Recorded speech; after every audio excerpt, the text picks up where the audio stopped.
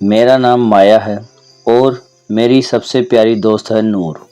हम दोनों कॉलेज में एक साथ पढ़ते हैं और एक दूसरे के हर छोटी बड़ी बात शेयर करते हैं।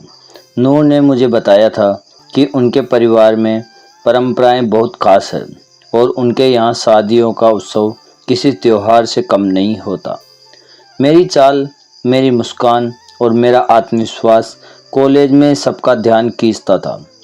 जब मैं हल्के फुल्के कपड़ों में कॉलेज के गलियारों में चलती तो मेरी अदाएं हर किसी को ठहरने पर मजबूर कर देती थी।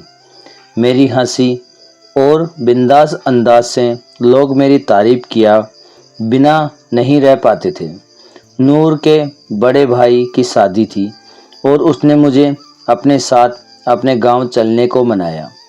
उसने मेरी माँ से इजाज़त ले ली और मैं 10 दिन के लिए नूर के साथ उसके गांव जाने को तैयार हो गई।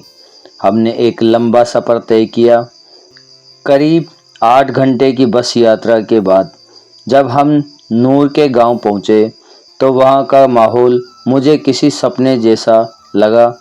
हमें हरे भरे खेत, ठंडी हवा और नूर के परिवार का गर्मजोशी भरा स्वागत, सब कुछ दिल को सुकून देने वाला था।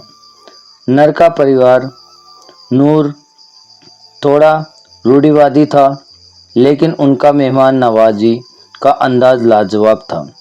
नूर के अब्बा, चाचा और भाई ने बड़े अदब से मेरा स्वागत किया। नूर की अम्मी ने मुझे गले लगाकर ऐसा प्यार दिया जैसे मैं उनकी अपनी बेटी हूँ। सफ़र का थकान को देखते हुए नूर ने मेरे लिए एक आरामदायक कमरा तैयार करवाया था, जिसकी खिड़की से बाहर खेतों का नज़ारा दिखता था। हमने साथ में स्वादिष्ट खाना खाया, गर्मा गर्म पराठे, दाल और घर का बना अचार। रात को शादी की तैयारियों की हलचल पूरे घर में थी। रात को मैं, नूर और उसकी अम्मी एक बड़े बिस्तर पर साथ लेटे।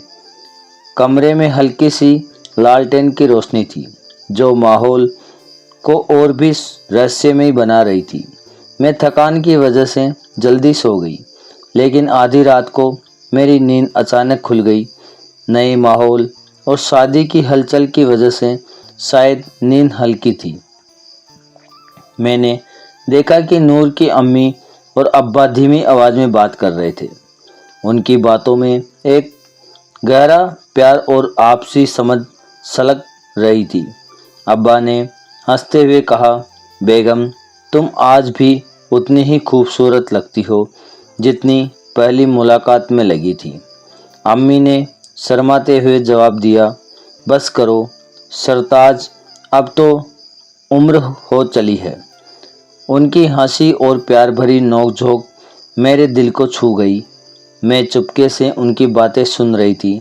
तभी नूर के अब्बा ने कहा, ये माया बहुत प्यारी और समझदार लड़की है। उसकी मुस्कान में कुछ तो जादू है। उनकी बात सुनकर मेरे चेहरे पर हल्की सी मुस्कान आ गई, लेकिन मैंने आंखें बंद रखी थी। अचानक अब्बा का हाथ मेरे कंधे पर हल्का सा छू गया। मैंने हल्के से करवट बदली ताकि कोई असमंजसता न हो। अम्मी ने हंसते हुए कहा, देखो माया को परेशान मत करो, वो हमारी मेहमान है। अब्बा ने जवाब दिया, अरे मैं तो बस कह रहा हूँ, ये लड़की बहुत भोली और प्यारी है। इसे प्यार और सम्मान से समझाना होगा। इनकी बातों ने मेरे मन में एक अजीब सी हलचल पैदा कर दी। मैंने चुपचाप लेटी रही, लेकिन मेरा दिमाग में कोई सवाल उठ रहे थे। एक खुशहाल रिश्ता क्या होता है? क्या ये वही प्यार है जो समय के साथ साथ और गहरा हो जाता है? नूर की अम्मी और अब्बा की कमेंट्री को देखकर मेरे मन में भी एक ऐसे साथी की ख्वाहिश जगी जो मुझे समझे, मेरा साथ निभाए और मेरे हर जज्बात को इजाज़त दे। थोड़ी देर बाद कमरे की रोशनी और धीमी हो गई। मैं एक कोने में लेटी थी, नूर की अम्मी दूसरी तरफ और अब्बा बीच में। माहौल शांत था, लेकिन मेरे मन में विचारों का तूफान चल रहा था। तभी अम्मा ने फिर करवट ली और उनका हाथ मेरे कंधे पर आ गया। मैंने हल्के से कहा, अम्मी पास में है, थोड़ा अजीब लग रहा है। अब्बा ने धीमी आवाज़ में कहा, कोई बात नहीं माया, तुम हमारे घर की बेटी जैसी हो, चिंता मत करो। उनकी आवाज़ में इतना अपनापन था कि मेरी शर्म धीरे धीरे छूट गई। उस रात हम पूरी रात तक करते रहे। इतनी उम्र में भी इतनी फुर्ती और ताकत मैंने पहली बार महसूस की।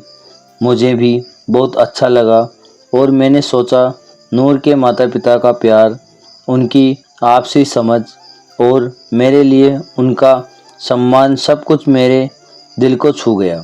सुबह जब मैं उठी तो ताज़ी हवा और गांव की खामोशी ने मुझे एक नई ताजगी दी। मैं सोच रही थी कि शायद एक दिन मुझे भी ऐसा साथी मिलेगा जो मेरे हर कदम पर मेरा साथ देगा। आपको यह कहानी अच्छी लगी हो तो सब्सक्राइब करें और कमेंट में बताएं कि आपको कैसी कहानी अच्छी लगती है। मैं आपके लिए लाता रहूँगा, तो लाइक एंड सब्सक्राइब करना ना भूलें और